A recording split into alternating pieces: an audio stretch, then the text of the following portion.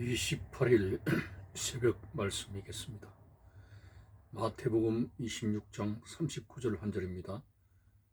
조금 나아가사 얼굴을 땅에 대시고 엎드려 기도하여 이르시되 내 아버지여 만일 할만하시거든 이 잔을 내게서 지나가게 하옵소서.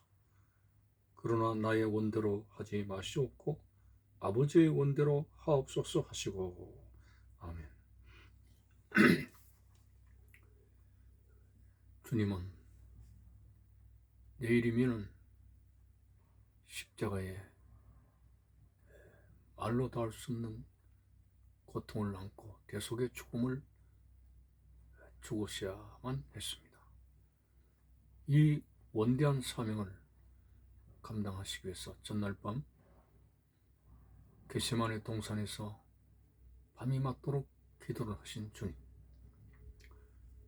얼마나 간절하게 기도하셨던지 이스라엘 밤 기온은 쌀쌀합니다.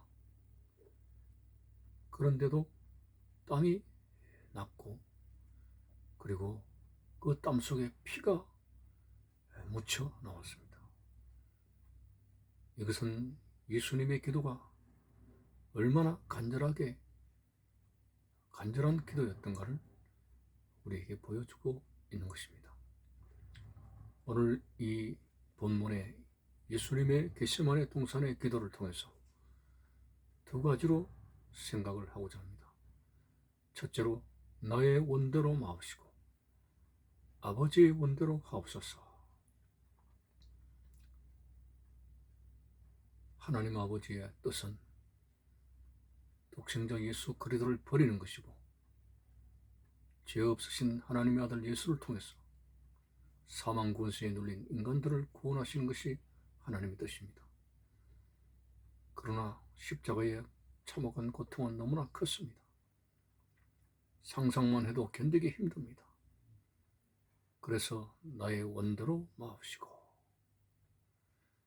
아버지의 원대로 해달라는 자기의 뜻과 하나님의 뜻, 예수님의 뜻과 하나님의 뜻 사이에서 잠시 크다는 갈등을 겪는 모습이 보입니다. 여기서 우리는 하나님의 뜻대로 산다고 하는 것이 엄청난 희생과 그리고 아픔을 각오하지 않고는 때때로는 갈 수 없는 길이라고 하는 사실을 볼 수가 있습니다. 바울은 데살로니가 교회를 향해서 너희는 이 세대를 본받지 말고 너희를 향하신 하나님의 뜻이 무엇인가 분별하라고 했습니다. 오늘 혼탁한 세상 속에서 그리스도인들은 내 뜻과 하나님의 뜻이라고 하는 확실한 분별 없이 살아가는 경우들이 많이 있습니다. 왜냐하면 하나님의 뜻대로 산다고 하는 것이, 하나님의 원대로 산다고 하는 것이 내 육신의 욕망에 반해서 너무 불편하고 힘들고 어렵고 희생적인 것이기 때문에 많은 신자들이 그와 같은 길을 가지 않으려고 합니다. 분을 내지 말아야 되고 정욕을 품지 말아야 되고 세상의 것을 탐하지 말아야 되고 내 이웃을 내 몸과 같이 사랑해야 되고 원수를 사랑해야 되고, 자, 이런 하나님의 뜻은 우리와 너무 거리가 먼 것처럼 지키기 힘든 것으로 보입니다. 그래서 우리는 부담 없이 화도 내고 그리고 욕심도 품고 남도 미워하고 여러 가지로 하나님의 뜻을 벗어나는 삶을 살아가게 됩니다. 자, 우리는 언제까지 이렇게 방황하면서 살아가겠느냐? 내 뜻대로 사는 것은 죽음의 길이요, 힘들고 어렵지만은 하나님의 원대로 사는 것이 생명의 길이라고 하는 사실인데, 저와 여러분들은 내 뜻대로 살 수밖에 없는 우리 자신의 연약함을 통분히 생각하면서 하나님의 뜻대로 살지 못하는 우리의 약함을 고백하면서 하나님이여 나를 도우셔서 겟세마네 동산에서 주님이 피땀 흘려 기도하신 것처럼 아버지의 원대로 사시기 위해서 기도하신 것처럼 우리는 약함으로써 될 수 없는 부분들 솔직하게 하나님 앞에 나아가서 내 자신의 원대로 살아갈 수밖에 없는 나의 나약함을 도와달라고 고백하면서 한꺼번에 어디 그리 되겠습니까? 한 걸음 한 걸음 조금씩 성장해 나가면서 우리의 생활의 모든 패턴이 내 뜻이 아니라 하나님의 뜻을 위해서 살아갈 수 있는 그런 모습으로 많이 성화되어져야 된다는 거 우리 한번 생각해 보겠습니다. 참으로 혼탁한 세상입니다. 밤과 같이 어두운 세상입니다. 사탄 마귀는 타락한 우리의 육신의 욕망을 더욱 팽창시키고 그 육신의 함정 속에 빠져들게 합니다. 우리는 그리스도인으로서 이러한 그런 인간의 타락한 육신의 그런 뜻에 맞춰 살아가는 그런 것에서 나와서 조금씩 성장해서 나를 향한 하나님의 뜻이 때때로 힘들고 고달프고 또 많은 수고가 동반되어져도 그런 수고의 뜻을 따라갈 수 있는 그런 모습으로 승화될 수 있는 성장될 수 있는 우리의 모습이 되어져야 되겠다고 하는 것입니다. 두 번째는 겟세마네 동산에서의 피땀 흘린 기도는 사명 완수를 위한 기도입니다. 예수님도 전능자 하나님이시고 하나님의 아들이시지만 완벽한 인류 구원이라는 사명을 감당하시기 위해서 겟세마네 동산에서 그렇게 간절하게 기도하신 모습을 보면서 주님께서 너희들은 이방인처럼 무엇을 먹을까 입을까 마실까에 치중해서 사는 것이 아니라 먼저 그의 나라와 의를 구하라고 하지 않았습니까? 이건 바로 사명을 따라 살라고 하는 말씀입니다. 그런데 이 사명을 위한 삶이 내 감정과 기분과 내 의지로 되는 것이 아닙니다.